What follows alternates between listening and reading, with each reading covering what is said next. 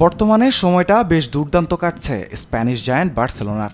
Champions league থেকে লা লিগার সব জায়গাতেই জয়রথ ছুটে চলেছে কাতালানদের।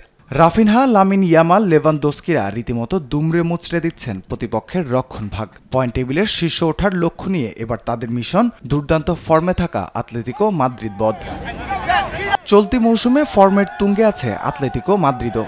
সবশেষ চ্যাম্পিয়ন্স লিগের ম্যাচে রিয়ালের কাছে হারলেও দাঁতে দাঁত চেপে লড়াই করেছে শেষ পর্যন্ত।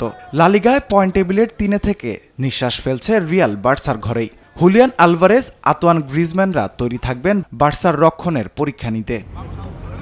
এদিকে ইংলিশ প্রিমিয়ার লিগে এমিরেটস স্টেডিয়ামে হাই ভোল্টেজ ম্যাচে চেলসিকে আতিথ্য দেবে আর্সেনাল।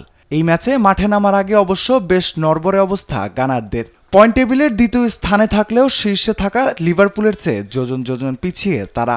সবশেষ 3 ম্যাচেও জয়ের দেখা পায়নি মিকেল আর্টেটা বাহিনী।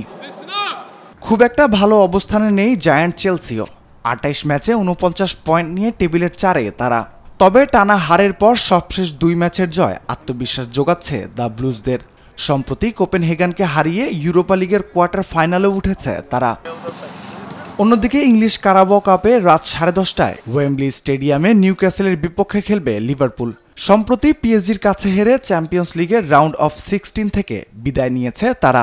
তবে লুইস দিয়াজ, মোহাম্মদ সালাহরা দুর্দান্ত ফর্মে থাকায় দুর্বল নিউক্যাসলকে হারাতে খুব একটা সমস্যা হওয়ার কথা নয় অলরেডদের।